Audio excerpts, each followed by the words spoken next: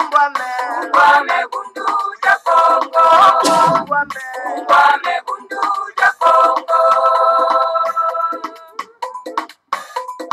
Ungwame bundu ja Kongo. Ungwame bundu ja Kongo. Kinkole Kole kukongo ya mwenyikyo. Mwana kakisole leko. Ina ya tela kane mumbandwe. Mukuluza kanda ja Kongo. Mukuluza kanda ja Kongo. Vita Kukongo ya mwenyikyo. Mwana kakisole leko. Tela mane mumbandwe. Mwana vita kukongo. Mwana vita kukongo. Kiaje Kongo ya mwenyiko. Mwana kakisole. Ina ya tela mane mumbandwe. Konga kanda ja Kongo. Konga kanda ja Kongo. Tombe Kongo ya mwenyiko.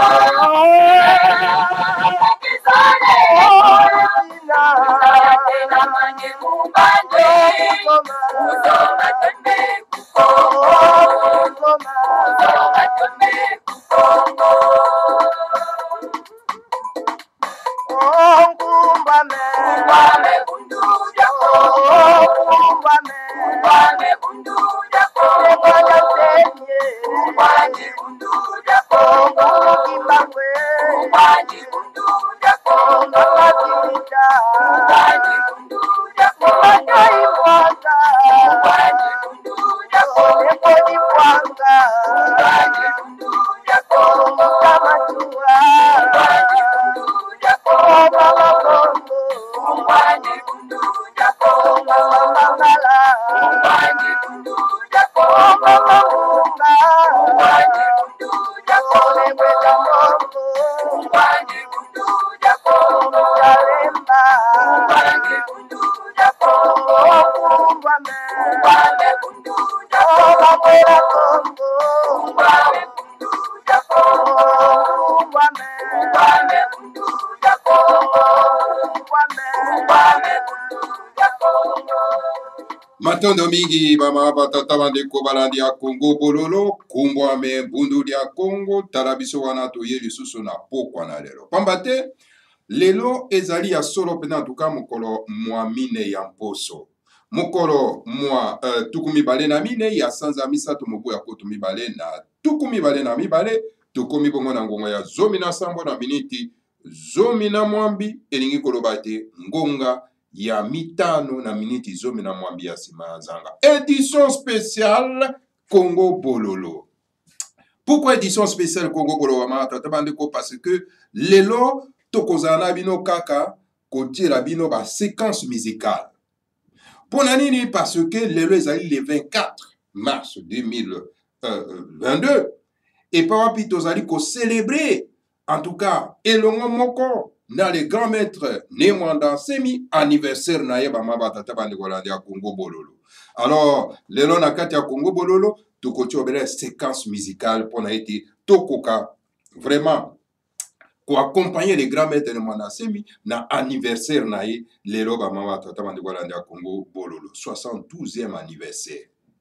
Alors double anniversaire bama tata bande ko parce que ezali pe mokolo oyo le premier président de la République démocratique du Congo, de la République du Congo, Mbuta Kasavubu, Atika Kibiso Azonga na Mokila Molimo. Alors, doubles événements, Congo Bololo. Alors, lelo, en tout cas, Congo Bololo, donc, est organisé tout simplement, donc, des séquences musicales et par rapport au savourer Nabino et Longo Moko. En tout cas, à l'honneur du grand maître Nemwanda Semi, puis la commémoration, n'est-ce pas, il y a disparition, il y a le premier président, le combattant de tous les temps, hein, Mbuta Kasavubu. Alors, maman, tata de koto pesi non bino banso ba yenge kino. bambote pe balosako na bino banso ezali ba bino molobeli mbuta bopele bobala elingi koloba malamu koloba baoyo bayebaka biso te bayebaka ngai te ngai wana bamama tata bandeko balandi ya Congo bololo au plaisir na bino banso ya kokutana bino bamama tata bandeko balandi ya Congo bololo mpona ete tokoka solo mpena kopartager les moments de bonheur hein?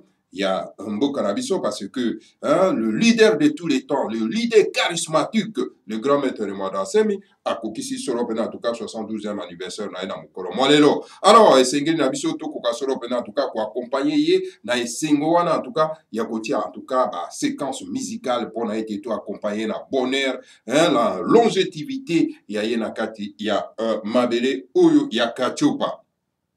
Alors ba ma tata bande kwa ya Congo bololo bino banso en tout cas kimia ya bakulu kwa kozana bino hein na moment ya esengo et il faut qu'on se réjouir hein voilà qu'on se réjouir pour accompagner les grands leaders. Alors le grand maître de Mwadansemi c'était un tout mon ensemble, c'était un envoyé spécial ya bakulu pona héros ya verso na kati na mabele na biso ya kachopa ya kati bama tata bande kwa ya Congo bolo, c'était un instructeur du sud bama tata bande. Et puis les grands maîtres de Mwadansemi donc azali confronté vraiment à la situation moko très difficile hein? Et puis ba oyo baza na kati ya mboka bazali incompris bazo comprendre mission na été bazo comprendre combat na été alors donc ba komi kolukelende baliwa ko ba boloko ba ma tata bandeko la Congo bolo et ko yuko kamusa biso te ba ma tata bandeko parce que yango silaki ko zala prophétiser par Mvulus Kimbango et puis en tout cas Mvulus Kimbango liboso ki akwa kozonga na mokia molimo alobaki ete ya solo pena en tout cas ngai na koki kopesa bino la mystique Congo te kasi na kosenga na mazulu bakoka solo pena en tout cas kotindela bino longi ya Congo l'instructeur donc akoka koya pona kote ya bino la mystique Congo pe akoma solo pena en tout cas mokanda mosanto ya baindo et puis mabomba mi mabiso mazana kati bama tata bande ya Congo bolo.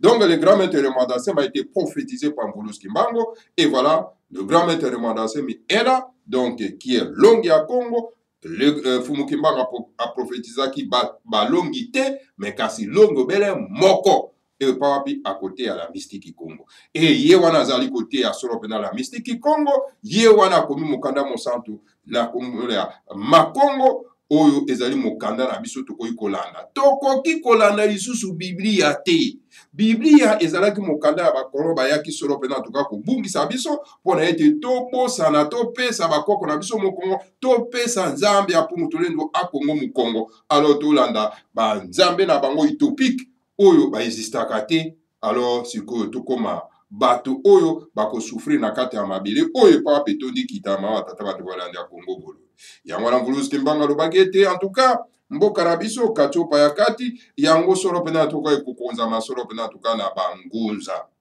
Alors les grands maîtres missionnaires ezali tout simplement ya ko détruire les frontières héritées de la colonisation parce que ba frontière héritée de la colonisation c'est une honte.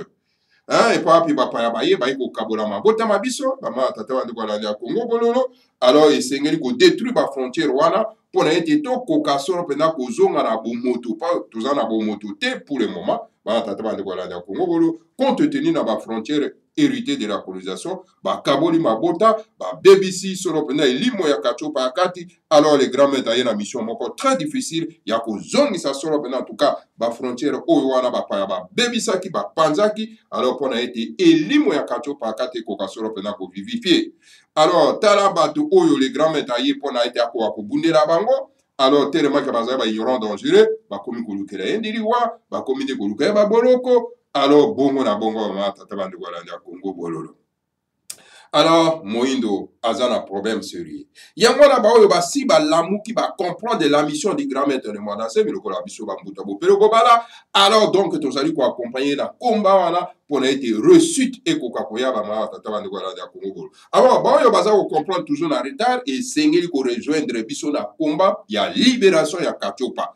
Kachope kozala libéré te na banzambe ya bapaya. Kachope kozala libéré te na bamoso ya verset biblique. La Bible romaine ezali mokanda ya ba Roma donc ezali wana tout simplement ko abrutir biso. Alors esengeli bima na mabeye na biso pona ete vraiment bonzambe na biso kwa kozwe sika bongo sikoyo tokoka kotravailler pona libération ya bana katiopa ya kati bama tata bandi kolanda Congo. Et l'instructeur du sud oye na mission wana ezali les grands maîtres de Mwanda Nsembi tata bandi ko les autres qui s'autoproclament balongi ezali tout simplement ba futard bazo sala ba magabono na bango pona ete bakoka solo pena kolisa mabuta na bango ama tata bandi ko kasi bazali na mission o les grands maîtres ayena yango te ya ko libérer moto moindo bama tata bandi kolanda Congo bololo. Donc voilà, Kimvuka Yatimanti, l'Isanga Yatimanti, la Confédération de l'Afrique centrale, Moto Azali, les grands génitaires, les grands maîtres de Mwanda Nsembi, alors ils s'engagent bisoban, surtout accompagné,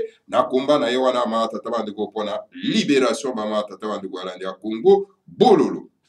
Alors, les lois en tout cas, tu accompagner les grands maîtres de Mwanda Nsembi, na anniversaire na ye, ils s'engagent bisoban surtout, to sepela, to pesa yenguya, alors pour que a continuer na combat na jusqu'à la souka parce que mokaloba kiete na kotika bino na nzela te na kokoma tina souka bitumba na ngai. Voilà la détermination d'un homme, la détermination d'un tout moi. Alors le collège a la détermination et c'est que biso to za la détermination to accompagner ye na combat na jusqu'à la libération totale.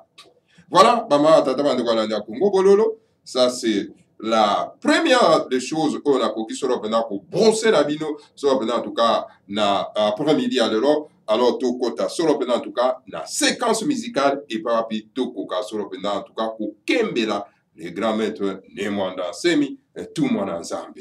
Alors la technique loyembo mamuke pour être tout koka ko savourer matondoni.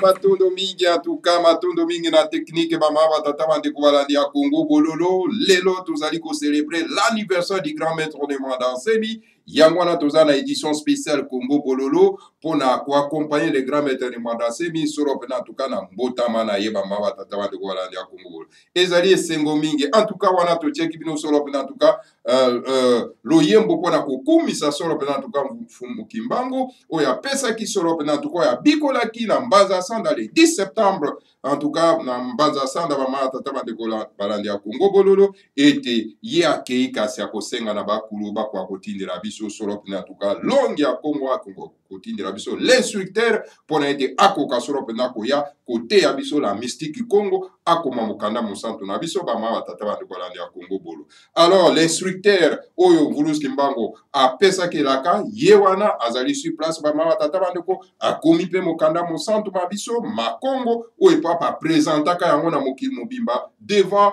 vraiment ba ambassadeur accrédité na kati ya mboka na biso et pas en tout cas bazwa ki connaissance nango ete ya solo pena en tout cas baindo bazwi ya bango mukanda musantu. Alors tala bande ko na biso baindo na kati na Congo bango bakangami kaka na mukanda ya bapa ya Biblia bazali solo pena ko abrutir nango bande ko na biso. Alors baza ko comprendre te que l'ère ya Biblia c'est sili alors to komi na ere ya makongo pona ete tok moto moindo akoka kozwa mateya akoka kolongwa solo pena en tout cas na brutissement ya Biblia akoka kolongwa na brutissement donc ya bonzambe ya bapaya akoka kozongela banzambe ya bakoko na ye papi akoka solo pena kokoma moto na kati na mabele na ye. Alors le grand maître ne Mwanda Nsemi oyo longi ya Congo oyo Vuluski Mbango prophétisaki yewana alors yango tozali solo pena tu tiaki loyembo pona kokembe la solo pena tukambu mukimbango na promesse apesa ki solo pena biso baendo ya kati ya kachopa ya kati alors esenge kokumisa ye solo pena ete promesse na ye ezali solo pena réalisé. Alors na yango mama tata bande ko tozobe kokoma tukoka solo pena kokenda lisusu na technique kwa kotiela biso solo pena loyembo oyo papi tukoka kokembe la solo pena tuka longi ya Congo ne makanda ne Mwanda Nsemi matondo.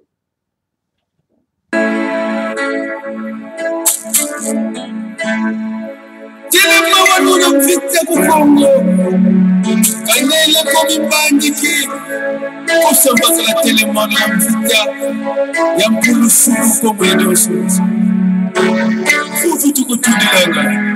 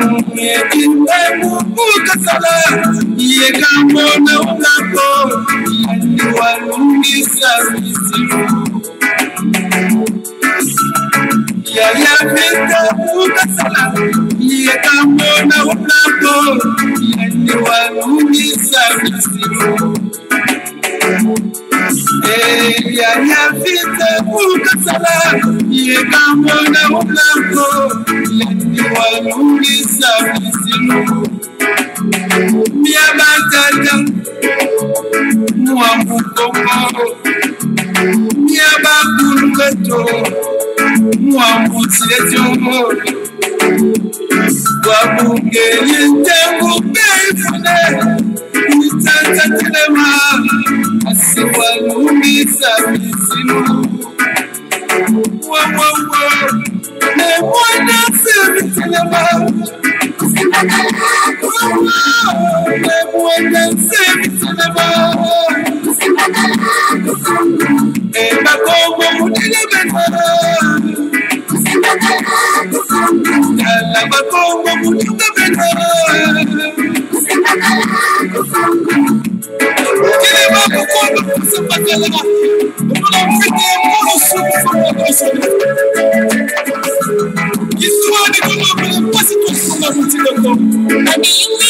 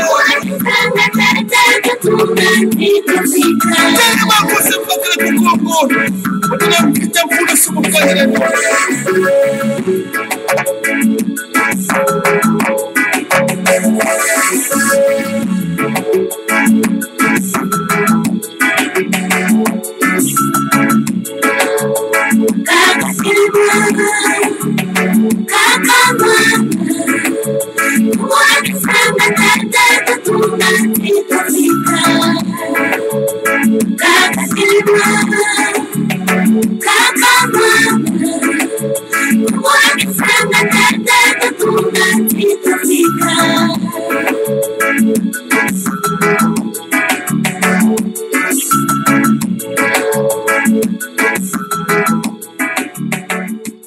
Matondo mingi en tout cas bama tata bande ko balandi ya Congo bololo toza be ko ba solo pena en tout cas na célébration solo pena en tout cas 72e anniversaire des grands maîtres né Mwanda Nsemi longi ya Congo l'instructeur en tout cas du sud ou pas wapi mvulus kimbango solo pena bikola ke bama tata bande ko balandi ya Congo bololo les grands maîtres de Mwanda Nsemi donc azako ko ba na mission na ye. Vous voyez très bien, les grands maîtres de Mwanda Nsemi a écrit plusieurs livres, des centaines de livres. Bama tataban de kopona ko lamusa conscience ya bana kachupa ya kati bama tataban de kolandi ya Congo bololo.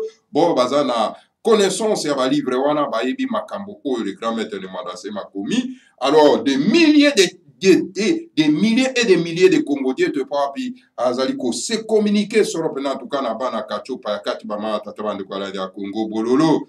Alors donc, le grand maître de Mwanda Nsemi, c'est vraiment donc un homme exceptionnel. Bama tata de Gualanda Congo bololo. Boyebi donc détracteur na yekuna na kati mboka mokonzi Kinshasa, bazali ko mona le kola ennemi et pourtant azali wana pona bien na bango bama tata bango. Tous ces politiciens escrocs au bazali na kati mboka bazo considérer le kola ennemi et pourtant yaza ko bundera bango. Alors tellement que bazali ba ignorant bama tata bango, bazali ba mbwaza tatu, bazali donc commandité par Bapaya, alors bazoye bateke moto oyo azana bango sur place azako bundera bango pour aller bien-être na bango kasi to éviter ceux qui kamba ko comprendre vraiment le combat à les grands maîtres de Mwanda Nsemi. Alors les grands maîtres de Mwanda Nsemi azako ko ba solo na tout kana lutte na ye ba tata bande ko esengeli ba oyo ba la muki ba oyo ba comprendre mission na ye ba ko ka solo na ko accompagner na combat na ye wana pour na été libération ya mboka ya Katsopa e ko ya Taramboka na biso etondi kita kasi toza okoka kokamba yango te tout simplement parce que toyebi ko gouverner te pona ni toyebi ko gouverner te parce que toza na mateya te parce que ko gouverner ezali ko prévoir ko gouverner ezali ko pesa bomengo na baimboka mais tala bande ko na biso oyo balobi ke baza ba konze na kati ya mboka baza kokoka ko gouverner te kasi moko na bango azali wana pona ko pesa bango lolenge kani ya ko gouverner bazali nde ko komisa lokolo ennemi ko kangaye boyebi le 24 avril 2020 ndenge nini bayaki soro pena ko terroriser na kati ya ndako na ye bama tata bandi ko nanda Congo bolo soki les grands maîtres de Mwanda Nsemi mazaki na ba puya ba kulote nde tozana eleloti. Alors c'est pour cette heure bama tata bandi ko ba oyo ba comprendre mission les grands maîtres de Mwanda Nsemi sengei ko telema ko accompagner ye solo en tout cas na combat na ye et surtout na anniversaire na ye boye sengeli solo pena to célébrer yango to sepela bama tata bandi ko et le moment qu'on a pour à se sentir que bon il y a la chaleur. Il y a la chaleur ya baimboka oyo bazwa ko comprendre mission na pe baza ko landa mission na. En tout cas maman tata bande ko tozo be ko koba alors to lobi lelo séquence musicale. Alors toke solo pena en tout cas la troisième chanson na biso to ko ga solo pena en tout cas na bino ko célébrer vraiment la naissance du grand maître Mwanda Nsemi. Technique Loyembo s'il vous plaît. Kosi ya patala ya sukuma longo Bikata Tanzania ponga kusakuma ya kukeba Bikata Tanzania ponga kubangu mwezi kami ya kukenzulila Bikata Tanzania ponga kufuza mbolo zandi Kunata kundungulu Kiwa koshe kongo mkebwe nsilo zandi Kosi ya patala ya sukuma longo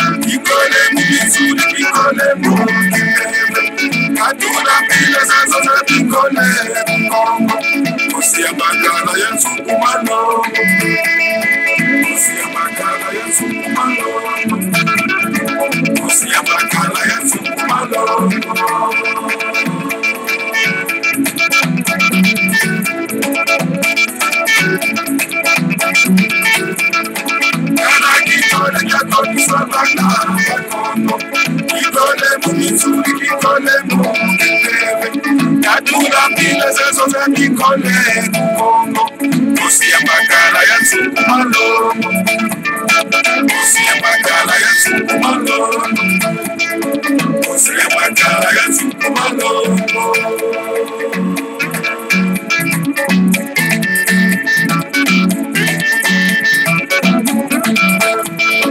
Usia Makala ya Sukumalo Usia Makala ya Sukumalo Usia Makala ya Sukumalo Usula tugende menyo kazambalo Uzakakala muhinza jeto Utula bana bakoma munzila Ungalufulu bakoma jamba Ikiwa bana bakoma bakota mutema Usia Makala ya Sukumalo Usia Makala ya Sukumalo Usia Makala ya Sukumalo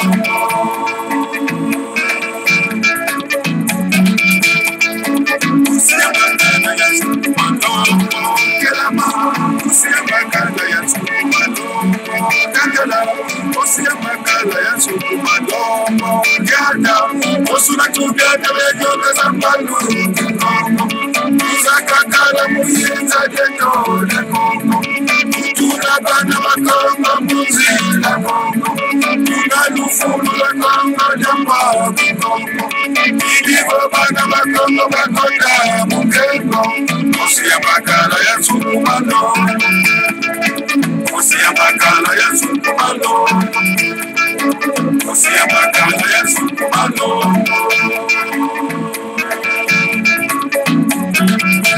Kongo imuna Kongo Yakoma mbele yatenda mbele Kongo difotivuluzwa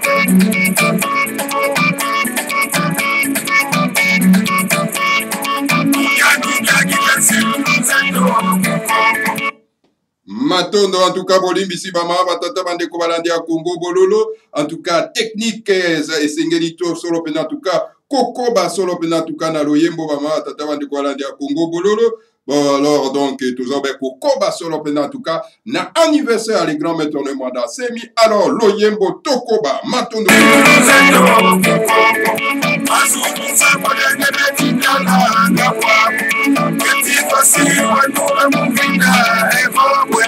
Usia Makala ya Sukumalo Usia Makala ya Sukumalo Usia Makala ya Sukumalo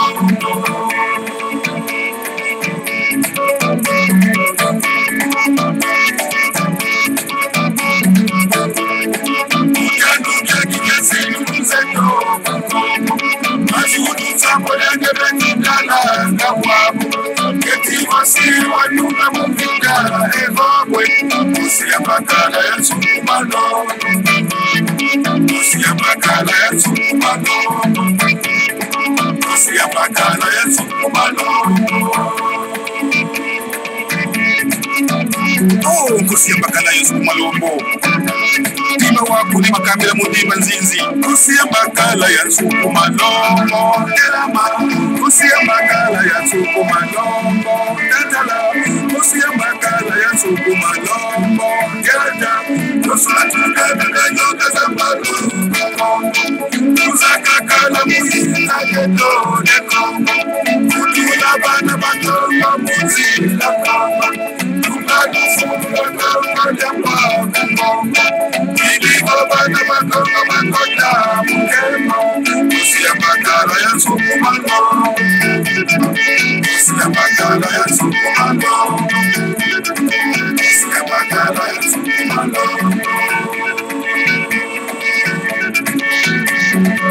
Mumbalu kono watenda Banyere Kongo Kelama Usia Makala ya Sukumalo Mumbalu Betendela Usia Makala ya Sukumalo Gada Osula tugende menyo kazambalo Uzakakala muhinza jeto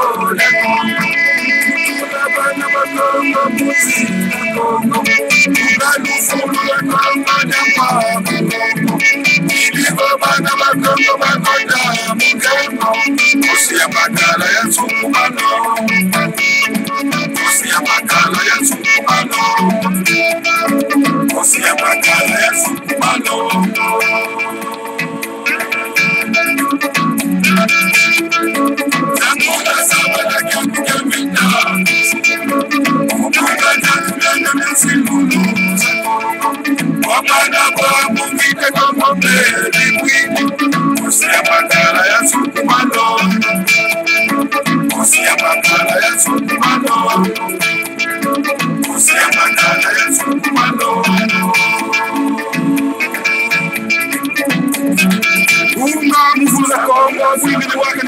pasi. Quand tu es temps de la Congo, il faut qu'il boule à mon ballon, Congo, Kenda. C'est un bacala, il y a son commando. C'est un bacala, il y a son commando. C'est un bacala, il y a son commando.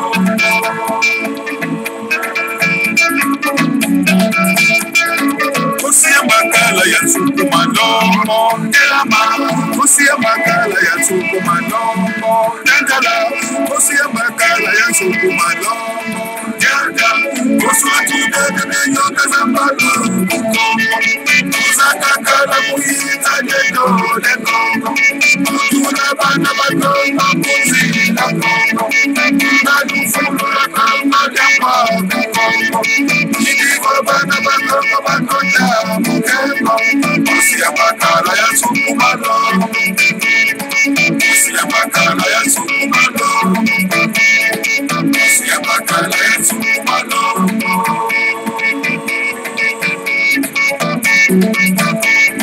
Kusia makala ya sukumano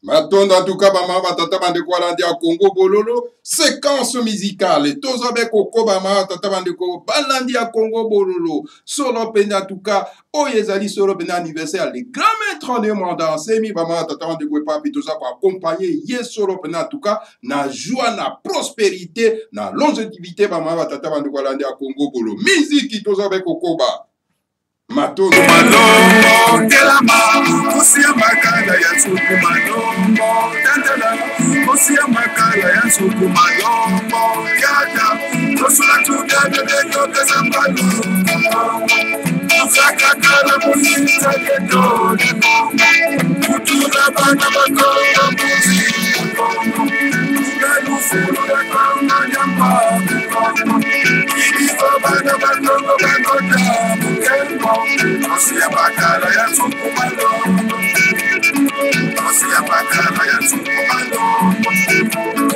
Kusia makala ya sukumalo Fwemba nkosi sazoza na ukamuliza ya mfumu Manisa njaza wantatu muliza ya Kongo Oh, nema fwemba nkosi Mukumba tatarambia mpungu Imuja mude nkembo andi Ingeda Ibobo Ibobo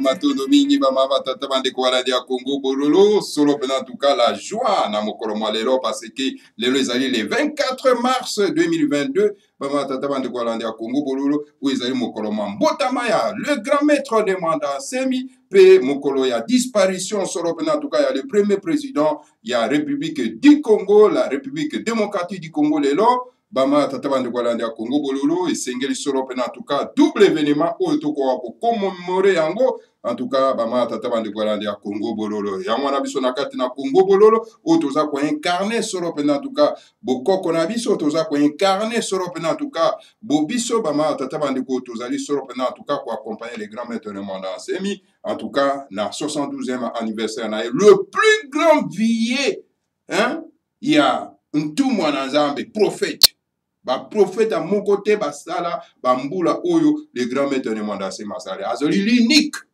donc mukulu wa moyo en tout cas les grands maîtres de mandat c'est mais tozali ko souhaiter au solo en tout cas bon anniversaire en tout cas vraiment bonne santé et puis solo en tout cas mikolo ebele ekoka ko bakisa makaka pona ete komba na yo ko koma solo en tout cas nasuka alors bino bande ko na biso ba indo bozana kati ya mboka et sengeli moment oyo ya ko profiter solo pena en tout cas na boye ya les grands maîtres de mandat semi oyo fumu kimbango abikolaki ete longi ya koya pona ete te ya biso la mystique Congo ye wana azali wana akomi mokanda mosantu la Bible nene makongo Bible ezali ya biso te Bible sengeli bima na mabele na biso ezali instrument oyo ko abrutir biso alors donc bolanda bitero wana te biyamba wana te bozonga na etelo ya malamu ya lobiko ya baindo lobiko ya baindo ezali na kati ya bundu ya Congo le grand maître Mwanda Semi a fonda bundu dia Congo pona kote abiso soro pena la mystiki Congo pona kokota na nzila Congo. Là pona kokota na nzila Congo boza obe na instrument moko ya koutiliser c'est bundu dia Congo. Libanda ya bundu dia Congo okokota na nzila Congo te. Nzila Congo ezalini la voix ya komata montagne ya sainteté ya le Seigneur à Congo. Alors donc pona ete boko kokota na nzela wana esengeli kokota na bundu dia Congo ou ezali soro pena instrument ya kwatulendo ou epai wapi en tout cas ezali kote ya soro pena la mystique Congo, la sagesse négro-africaine, la sagesse ya le Seigneur à Congo, le Bukongo. Le Bukongo okozwango kaka na kati ya bundu dia Congo. Libanda ya bundu dia Congo ozali nona la sagesse ya tata Nzambe ya Puntulendo te po ozali nona kati ya nzela Congo te. Mota kosa yo te. Bawe baza ko s'auto-proclamer ke bango bazali bangunza et ke ba former moi ba magabon na bango balobi ke baza na kati ya nzela Congo na ebisi bino baza na kati ya nzela Congo te. Il y a que deux chemins. Soit ozana nzela Congo ou soit ozali na nzela Kadia Mpemba. Alors ba banani baza na kati ya nzela Kadia Mpemba ba oyo bazwi mateya na kati ya bundu dia Congo te. Alors ba oyo bazwi mateya na kati ya bundu ya Congo bango bazali na nzela ya tata Nzambe ya Puntulendo baza na nzela Congo. Alors l'enseignant ya kokota na nzela Congo ezali le grand maître Mwanda Semi prophétisé par Mbulus Kimbango. Alors bandeko na ngai botika kolala pongi, botika biyamba wana bozali kuna, botika kobela Yesu. Yesu alembi kobelela ye, alembi yango na yebisi le grand maître Mwanda Semi loba na bato nona alembi batika ngai kimia. Ngana yaki pona bango te, ngana yaki pona bana oyo babunga na ndako na Israël. Ezali te ke bango bakoba kobenga ka Kongo na ngai ngana koya kosunga bango te. Bao nyonso tu bazo kosa bino wabike no te, Yesu alobaki na ngai, Yesu na apesi ngai mission. Lokuta baza ba menteur. Vous savez très bien que na mokanda yango ya bango ya Biblia babike, le père dit mensonge, c'est le diable. Donc bango baza ko incarner diable na kata mabe na biso. Bande ko nanga bo fungura matoi. Bao nyonso tu o bazali libanda ya bundu dia Congo bazali na kati ya nzela Kadia Mpemba. Bazali ba démon, baza bandoki. Bandoki bino bolukaka. Bazali banda te, baza peme na bino te. Bango wana baza na kati ya biyamba wana, ya bitero wana eza ko incarner bonzambe ya bapaya. Bobi makuna, bolanda longi ya Congo bozwa mateya ya kozwa lokumu, bombu kokoma bombu na bomoto na kati na mabe na biso po ete tozwa possession mabe na biso po ete to kwa kotonga mabe na biso to komisango paradis terrestre. Voilà mama tata bandeko ya Congo bolo tozobe kokoba to kwa kotira bino la dernière chanson, hein, donc il y a pourquoi aller là, donc l'anniversaire monene il y a les grands maîtres de Mwanda Semi. Alors to kena technique oyembo po ete to kwa ko savourer solo pena en tout cas hein pourquoi aller matonomi.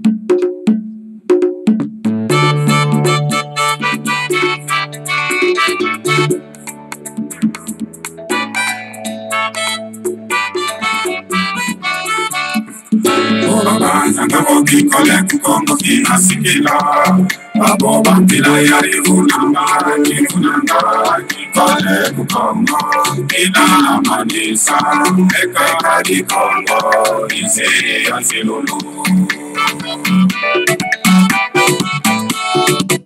En tout cas, bolimbisi bama batata bande kwa landi ya Congo bololo technique za na mwa kokoso kuna alors technique comme la biso na loyembo wana en tout cas ya kitoko matondo mingi ya Baba zangaboki kole kukongo kina sikila Babo bantila yari unanga kole kukongo Kina manisa eka di kongo Isi asilulu. Tungugansi lulu za Kongo bukina lungana Kikole kekote sa Kongo kina manisa Lulu bukina Yasi ya fumu Kanana na Kongo Sina kota mkebo Kifurike ya yanzinga Kina manisa Tima wa ya yanzinga Unabomba kana Kuluga mwela kwa Matuka bolimbisi bama batata bande kwalandi ya Congo bololo technique ya solo pena tuka azali ko sala mwa ba séquence pona ete toko ka solo pena tuka ko pesa bino en tout cas ndenge nini makamo mazali ko tambola batata bande ko yangwana mwa ba séquence wana zo sala ete solo pena en tout cas toko ka solo pena en tout cas ko continuer solo pena en tout cas l'anniversaire les grands maîtres de Mandase mais la technique ko bola biso en tout cas na lo yembo wana kitoko matondo les associés kameno izeno twamana itambo no swego idini twakoda mkembo utwasima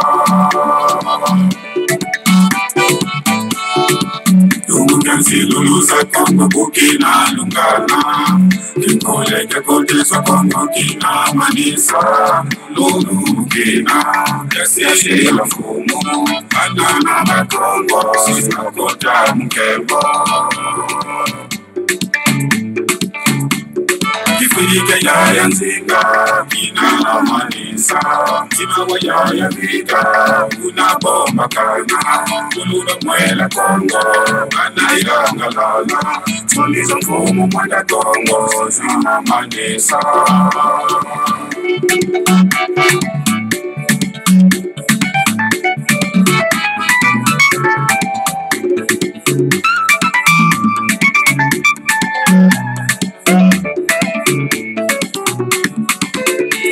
Kwanza tujakoma mulungu kina Watadisa lufola kandiba na kala Susulu tadi, kantoro tadi Kantando batati, unasakama mwonga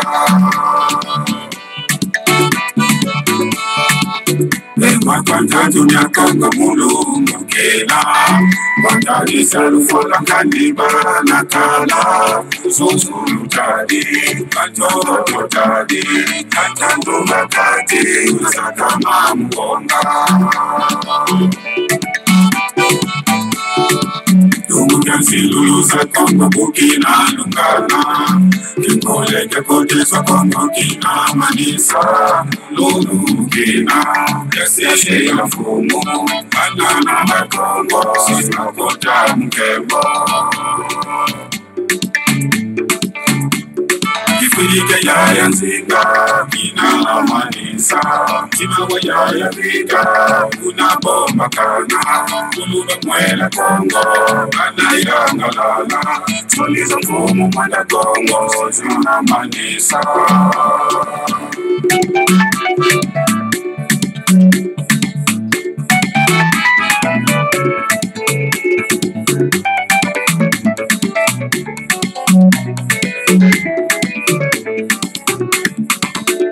Malungunu yesibi ganiri kamika Lonya kongo ye makesa maniri kukongo Mululu kina Tuna mundana Yanzanza zantantu Zina manisa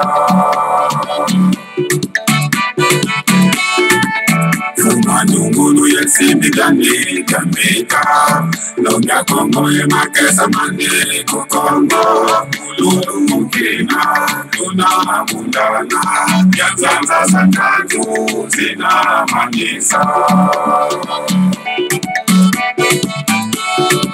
Umukansi lulusa kongo kukina lungana Kinkoleke kodeswa kongo kina manisa Lulu kina Yasiye la fumu Anana na kongo Sina kota mkebo Kifurike ya yanzinga Kina manisa Tima wa ya yanzinga Unabomba kana Kuluga mwela kongo Anairanga lala Tuliza mfumu mwenda kongo Zina manisa Ya likau elibanda Yenge teno Tanda jami be haya mafuta mzila kongo Lede kama na tanga Mwana makili mawe tukufana yenge Yenge Eba lelele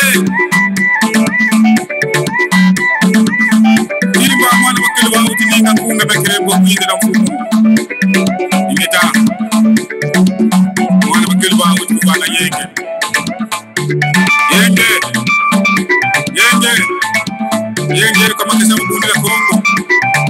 Yenge kama Kongo.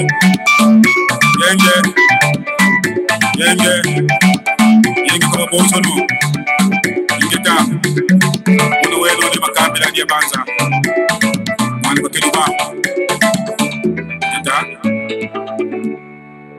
Matondo. En tout cas, Matondo mingi soro pena tuka na technique bama batata bande kolandi ya Congo bololo.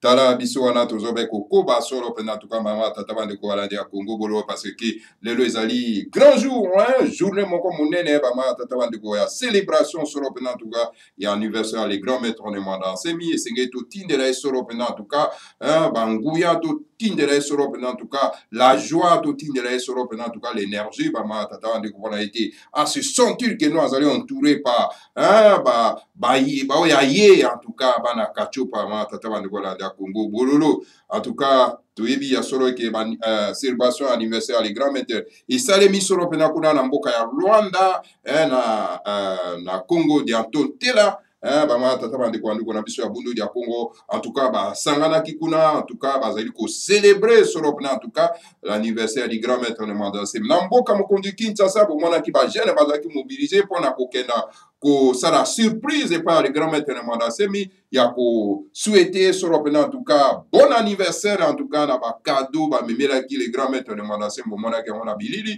et pour en tout cas mbuta mambote atinela biso bilili yango ba ma tata ba tukalanda Congo bololo au plaisir vraiment en tout cas le grand maître na molonga na ye ya bondo en tout cas pour en tout cas ba sepela ki en tout cas na geste oyo ba bilenge ba sala ki solo pena en tout cas na palais royal. En tout cas, pour biso toza ou accompagner sur le geste wana ba bilenge basali ya mwana les grands maîtres de manda sema lobaki na lobaki ete bino ba mikolo maye na ye na yango bino boza ko saboter yango mais boye bango ete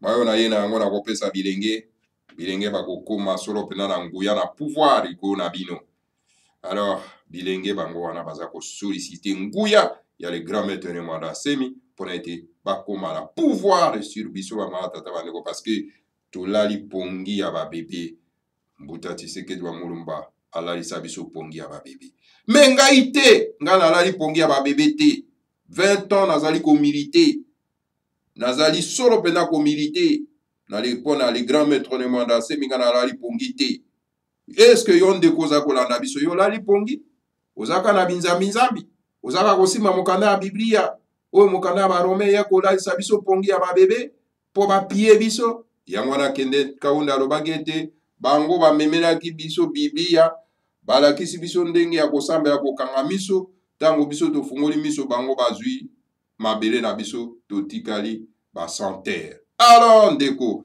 alors le grand maître de manda semi aye kofungola biso miso abite biso koko na biso ayambo ezali Adamu na Eva te kasi koko na biso ayambo ezali ne ezala pando na mama kengi lofumba.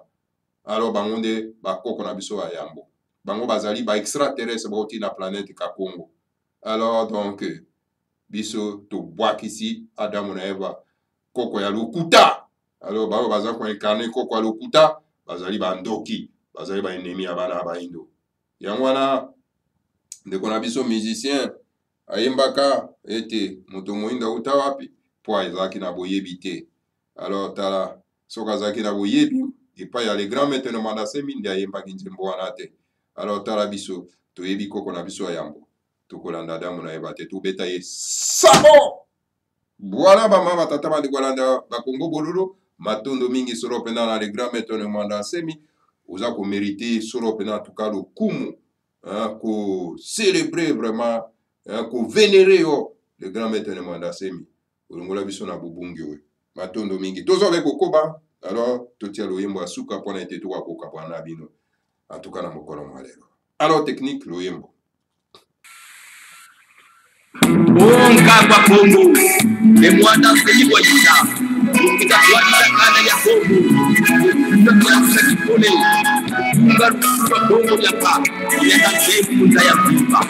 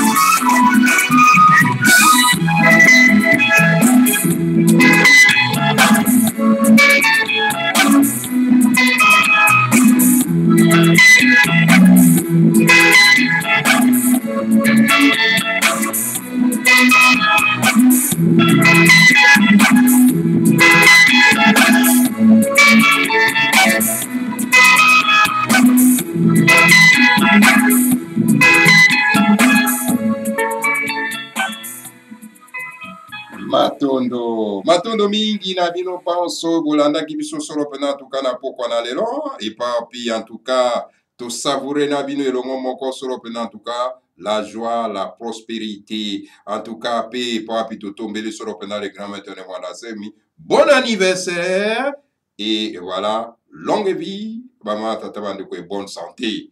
Alors voilà, bama tata bandeko balandi ya Congo bololo to komi na suka ya Manaka na pokwa. Matondo mingi na bino banso que le Seigneur à Congo a kokako protéger biso, a protéger les grands maîtres de Mwanda Semi, puis a protéger ma belle ya Kimvuka ya Timanti. Voilà, tout na bino mbala sima. Matondo mingi, matondo.